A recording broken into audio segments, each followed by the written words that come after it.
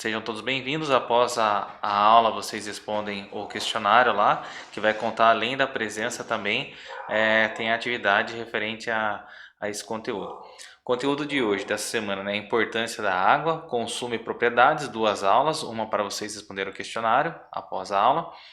E as habilidades é interpretar dados apresentados em tabelas relativo à disponibilidade de água no planeta, a qualidade e o uso desse corpo d'água. Utilizar os valores de pH para classificar soluções aquosas, como ácidas, básicas e neutras. A gente já aprendeu um pouquinho sobre pH na segunda série, mas vamos retomar. Não em detalhes hoje, mas a partir de semana que vem, sim. As competências funcionais são curiosidades para aprender, empatia, resiliência, abertura ao novo e imaginação criativa. Bem, água, importância e consumo, né? Quão grande é a importância da água para a nossa vida e a vida no nosso planeta? Vamos refletir um pouquinho antes de começar. Que tipo de água a gente bebe? Será que podemos beber qualquer tipo de água? Você já presenciou algum tipo de desperdício de água? Na casa da gente? Nas vias públicas? Na casa do vizinho? Que tipo de água pode ser colocada no aquário? Qualquer água? Posso pegar a água que sai da torneira e já colocar no aquário? Posso pegar água de qualquer rio e colocar no aquário? A água da piscina necessita de algum tratamento? Você já ouviu falar em pH? E pH neutro? pH ácido? pH alcalino? Você já imaginou o planeta Terra sem água? Você acha que é preciso economizar água? De que forma? Por que há necessidade de economizar água? Essas são algumas questões que vão nortear a nossa aula. Bom, vamos começar a falar sobre as curiosidades da água. Já foi considerada, por mais de 2000 anos, como um elemento fundamental, como um dos 4 elementos. Na antiguidade, a gente achava que os grandes filósofos pensavam que os componentes, né, tudo que existe na Terra, era formado por 4 elementos: terra, água, fogo e ar. Depois de um tempo, né, já no século XVIII, a água passou a ser considerada um composto e não mais um elemento. Então, a água seria um composto formado por outros elementos químicos. Distribuição de água no planeta. 97,5% da água que existe no planeta, ela é salgada. Ou então, ela faz parte dos oceanos e mares. Do restante, 1,7%, né, desses 2,5% restantes, 1,7% está presente nas calotas polares e geleiras. Ou seja, já é uma porção de água que a gente não pode usar diretamente. 0,77% desses 2,5% é a água doce que está acessível e 0,01% está presente na atmosfera. Uso da água. Olha alguns setores aí: irrigação, indústria, ali o uso doméstico. Qual seria o setor? Tentem participar no chat assim, ou vocês podem também abrir o microfone rapidamente e falar qual setor vocês acham que utiliza mais água: doméstico, industrial ou na agricultura?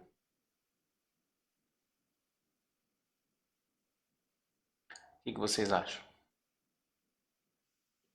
Industrial. Alguém mais? Jennifer falou que industrial também. Bom, vamos lá. Olha só. 67,2% do uso de água no Brasil ele é usado para irrigação. 11% no abastecimento animal e 2,4% no abastecimento rural. Ou seja, a maior parte da água é usado no setor de agricultura. Aí temos ali as termoelétricas, que utiliza 0,3%, o abastecimento urbano, nesse caso, entra diretamente a gente, 8,7%, a mineração 0,8% e a indústria passa a ser o setor que utiliza 9,5% da água. Então, fica sendo a agricultura o setor que mais utiliza água. E o consumo, olha que interessante ao centro desse círculo, olha o consumo total em segundos, ou seja, 1.109 metros cúbicos por segundo, mais de 1 milhão de litros d'água por segundo, bastante água, né? Uso racional. Será que a gente economiza? A gente pensa toda vez que a gente vai abrir uma torneira, tomar um banho, lavar alguma coisa, lavar roupa. Será que a gente pensa em economizar um pouquinho mais, pensando na economia que isso vai ter lá na conta da água? Ou, por exemplo, conservar um pouquinho da água disponível para o uso, pensando que se a gente desperdiçar todo dia, pode haver falta dessa água em algum dia, em algum horário, né, do nosso dia a dia. Olha só, a água é um recurso infinito ou finito? Será que pode acabar a água no planeta?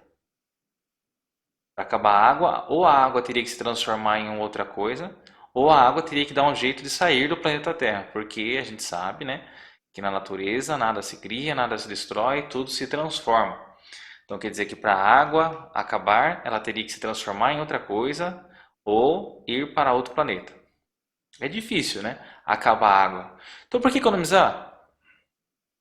Qual que é a grande importância de economizar água?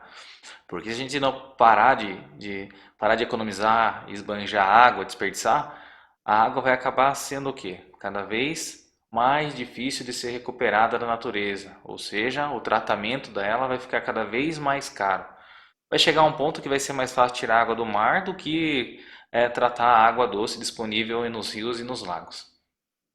Olha só alguma curiosidade, ó. Para escovar o dente, se a gente escovar com a torneira aberta, gasta 18 litros em média. E abrir e fechar a torneira, 2 litros só. Olha quanto de economia a gente tem. O banho de 20 minutos, 120 litros d'água. 5 minutos, apenas 30. Lavar o carro com a mangueira, 500 litros. E um balde, 50 litros. Isso é uma coisa para a gente refletir, não é? Olha a água que a gente não vê. Olha os produtos que a gente consome e o quanto de água usa para produzir. Por exemplo, 1 quilo de queijo, ele utiliza, né, na produção, em média 5.280 litros. Então é muito litro, né? Isso conta todos os processos, desde a limpeza dos objetos utilizados, da manufatura ali, da conservação, da fermentação. 1 quilo de batata, 132 litros. Isso entra a lavagem da batata, a irrigação, né? Eles fazem uma média, né? A carne de boi, então, 1 quilo utiliza mais de 17 mil litros de água para ser produzido. Carne de frango um pouquinho menos, isso aí é uma curiosidade, olha só. Ah, professor, então vamos começar a consumir só cerveja, usa só 5,5 litros. Se fosse saudável a gente pudesse, né? Mas não é bem assim. A gente precisa de uma alimentação balanceada e tudo isso utiliza água. Por que a água é tão essencial para a vida? Qual que é a importância dela para nós, para a vida na Terra? Olha que legal. Olha lá os astrônomos, astrofísicos, os cientistas em geral, eles buscam vida em outro planeta e qual que é o ambiente, qual que é o elemento que eles buscam para ver se tem, né, para observar se tem vida em outro planeta? A água. Mesmo se a gente sabendo hoje em dia que alguns organismos eles sobrevivem em outras substâncias que não seja água, no metano, por exemplo. Então a água ela é importante na respiração aeróbica da maioria dos organismos, aquela respiração que necessita do ar para a respiração, né? A regulação da temperatura corporal. Então a gente tem ali a temperatura do corpo em torno de 36, 37 graus e a grande responsável por isso também é a água, né? 70% em média do nosso corpo é basicamente água. Transporte de nutrientes e substâncias. Como é que os nutrientes e substâncias eles se deslocam no nosso corpo? A água leva, né? Olha a corrente sanguínea, né? Que tem também na corrente sanguínea. Qual que é a base disso tudo? Tem um pouquinho de água? Tem. Olha o transporte de informações lá no cérebro. O que é? Bastante água, levando os sais pelo corpo, minerais, as vitaminas. Ela desintoxica e hidrata, auxilia na função cognitiva e participa das reações metabólicas. Ou seja, não dá para imaginar a vida humana como ela é sem a presença da água. Mas o que é água potável mesmo? Lembra do segundo ano? Água potável é aquela que é boa para beber, na verdade. Água destilada. O que é água destilada? Alguém lembra? A água destilada é a mesma que a potável ou é a mesma que a pura? Água destilada é quando não tem minério nenhum. Muito bem, a água destilada é aquela que não há presença de nenhum minério, né? Nada além de água, além da molécula H2O. Mas será que essa água existe na natureza? Pode ter água, Ah, professor, pode ter água pura na natureza? O que vocês acham? pode. Água pura, pura, pura? Não, Que só tem a não, molécula de porque tudo H2O? tem, né? Onde será? Ah, a água de uma fonte, ela é pura. A água de um rio bem clarinha, ela é pura. Será que é pura? Água da chuva? A água da chuva seria ela a água pura? Porque a água da chuva passou por evaporação, ou seja, evaporou só a água, ela foi para a atmosfera, e aí ela estaria bem pura. Ela estaria quase pura se não fosse a interação com a atmosfera. No caso, a água interage com a atmosfera, com os gases, e ela passa a deixar de ser pura. Senão, ela seria a água pura. A mais pura, basicamente a água na natureza seria a da chuva. Mas mesmo assim, ela não é pura. A água pura mesmo é a destilada, aquela que é praticamente usada em laboratório ou na síntese de substâncias que não possam ter os sais minerais. Vamos falar agora da água, pessoal. Olha ali as moléculas de H2O, né? Tem ali o oxigênio em vermelho, o hidrogênio em branco. Olha as ligações de hidrogênio que uma molécula da água faz com a outra molécula da água, porque uma molécula atrai a outra. Por isso, assim, a temperatura de ebulição da água é alta, 100 graus. Ali tem a curiosidade, o ângulo que forma entre as ligações ali do hidrogênio e o oxigênio de 104 graus. O átomo de oxigênio, a gente viu o ano passado que por ele ter uma alta eletronegatividade, a carga parcial dele passa a ser negativa. E a carga parcial do hidrogênio passa a ser positiva. Nesse sentido, e como não resulta em zero essas forças de atração e repulsão entre os átomos, então a água passa a ser uma molécula polar. Por esse motivo, ela não mistura com óleo, né? E a geometria, ela tem a geometria angular, e tudo isso daí confere a importância das propriedades da água, que se não fosse desse jeito, a vida não seria como ela é. E olha que legal, vocês lembram desse experimento que vocês podem fazer na casa? Deixe um filete de água escorrendo sobre uma torneira, pega uma régua ou outro pedaço de plástico, esfregue um papelzinho bem seco ou então um pedacinho de pano nela e aproxime daquele filete de água. Ela vai fazer curva. Por quê? Porque se você deixar um objeto eletrizado e aproximar da água, ela vai atrair ou repelir esse filete de água. No caso, como a molécula d'água tem os dois polos, positivo e negativo, com certeza vai acabar sendo uma atração com esse objeto eletrizado. Isso é uma curiosidade bacana da água. Vamos falar da característica. A água, pela sua solubilidade, ela transporta inúmeras substâncias, ela é conhecida como solvente universal. Ela tem uma tensão superficial, isso é importante. Coloque água num copo quase até transbordar, você vai ver que a água, antes de transbordar, ela forma como se fosse uma película por cima dela. Isso graças à força de atração que existe entre as moléculas de água. Alguns insetos são capazes de caminhar sobre a água devido a essa força intermolecular. Daí a importância também de não lançar detergentes, né, ou outros surfactantes na água dos rios, porque pode acabar com essa tensão superficial e causar alguns impactos ambientais. Calor específico, graças a esse calor específico da água, ou seja, uma porção de água, ela demora para esquentar, consequentemente também demora para esfriar. Isso faz com que nosso corpo não tenha mudanças repentinas, bruscas de temperatura. E isso faz também com que o clima na Terra ele seja equilibrado. Note um lugar que tem pouca água, por exemplo, desertos, né? Deserto do Saara, tal. De manhã, né, no sol, o calor passa dos 40 graus e à noite o frio passa dos 10, 20 graus negativos, porque não tem muita água, portanto, o calor se altera, né? A temperatura altera muito, né? Esquenta rápido e esfria rápido. Comparando, por exemplo, a água com a areia esquenta mais rápido e esfria mais rápido. A água demora para esquentar, porém também demora para esfriar. A substância água ela é anfótera, ela pode atuar como ácido e como base, porque ela tem em sua molécula o hidrogênio, e também uma outra parte como sendo o OH. Como eu já falei, é um solvente universal, ela dissolve, né, ela solubiliza uma boa parte das substâncias químicas. E chegamos aqui numa propriedade importante, o pH. O que o pH representa? Ele representa a quantidade de íons de hidrogênio que está presente naquele corpo d'água. Ou seja, ele vai medir a concentração dos íons positivos que tem na água. Alguns outros lugares eles colocam o pH como sendo a concentração do H3O+, porque aqui nessa molécula de água entrou um outro Hzinho positivo, que é o íon hidrogênio. Por isso, o pH é a sigla de potencial hidrogênio iônico, ou seja, o famoso aqui, ó, H+. Olha só, escala de pH. O pH 0 até o pH 7, abaixo de 7, por exemplo, é o pH o quê? Consegue observar na figura? O pH abaixo de 7 é um pH com caráter básico ou ácido?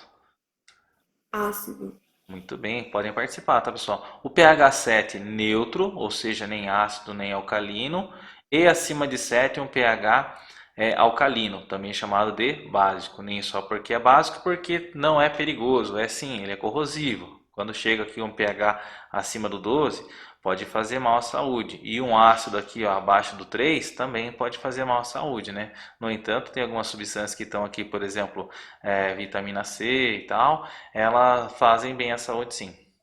Bom, aqui, essa escala de cor, professor, por que cor? Então quer dizer que toda substância ácida é vermelha, toda substância alcalina é roxa? Não, não. Isso daqui é uma escala que a gente usa naqueles indicadores universais. Com certeza, em algum momento na escola, a gente já viu sobre os indicadores, que a gente vai adicionando numa substância e vai mudando de cor. O repolho roxo é bem bacana porque ele faz isso também. Ele muda de cor, o suco de repolho roxo ele muda de cor conforme altera o pH. Algumas plantas também elas adquirem coloração diferenciada de acordo com o pH do solo. Isso é bastante interessante. E por que o pH é importante? Por exemplo, a gente pode tomar uma água ácida? Pode tomar uma água extremamente alcalina? Não seria ideal, né? Seria ideal variar, né? Tomar uma água em torno de 7 e 8,5, porque não é uma água ácida e auxilia também na eliminação de toxinas e na regulação de processos metabólicos que ocorrem nas células, no corpo humano, né?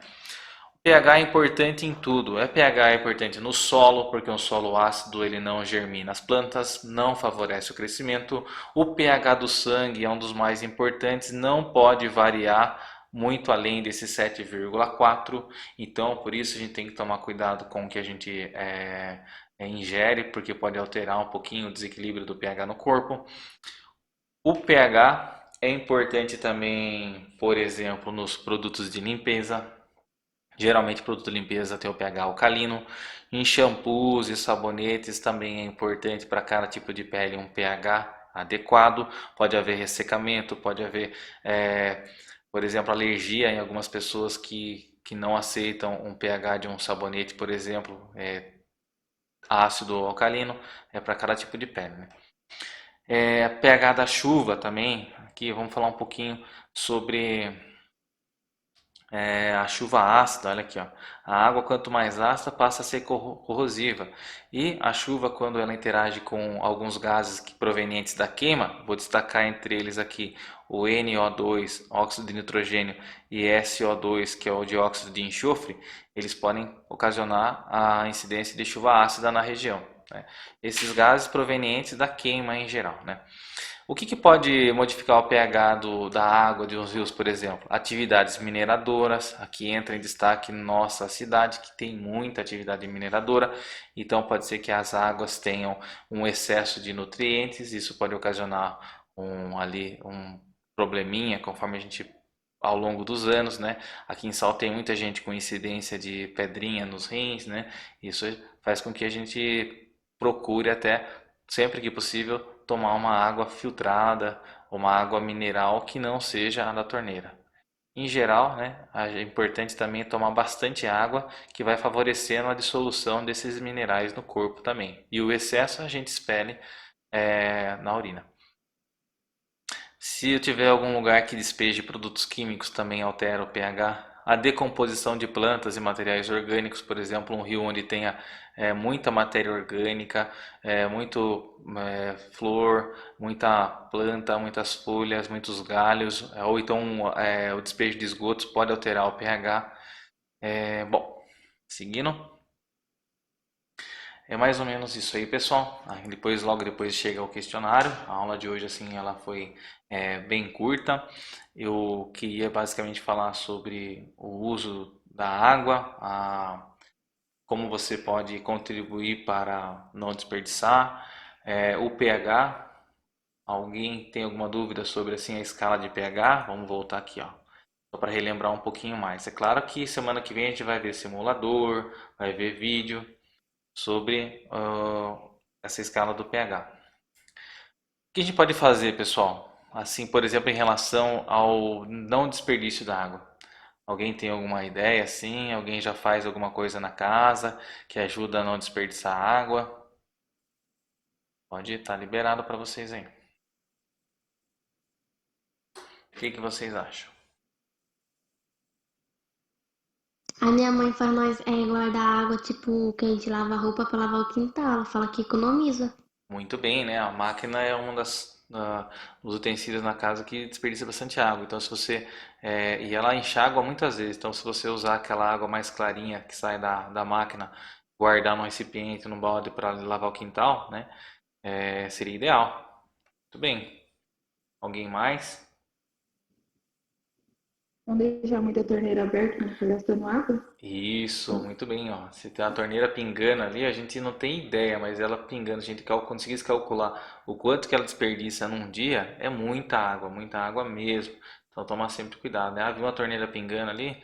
Avisar os responsáveis, pai, mãe, ó, tá pingando a torneira aqui, ó. Isso aqui na conta aqui vai vir salgada. Vai vir igual a água do mar morto, vai vir salgada a conta. Alguém mais? Além da torneira não pingar, além de você reaproveitar a água da máquina de lavar,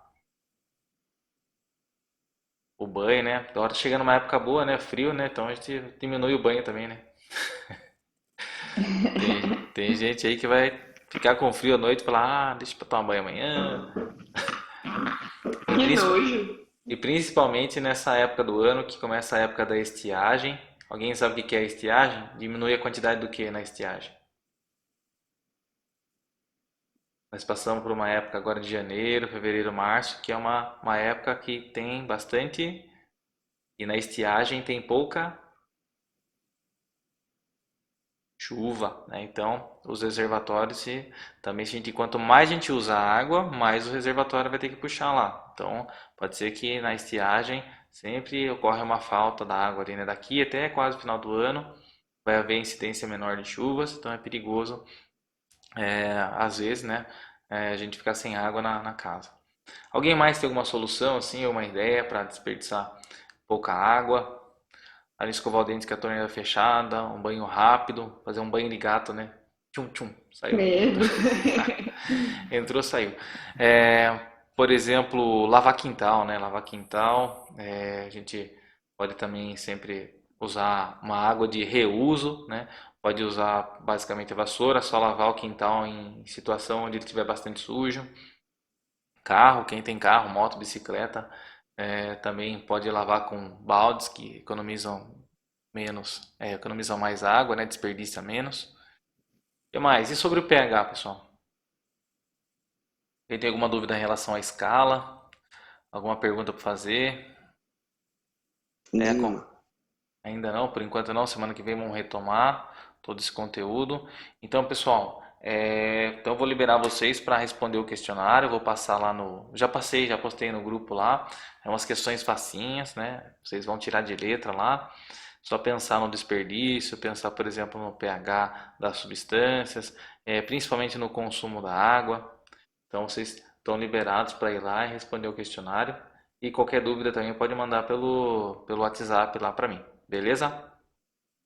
Beleza, professor. Um abração para vocês. Bom descanso amanhã, né? Não esqueçam de colocar em dia as tarefas do centro de mídias, porque a gente está puxando lá, porque vai começar o fechamento de notas e vocês todos merecem uma nota excelente.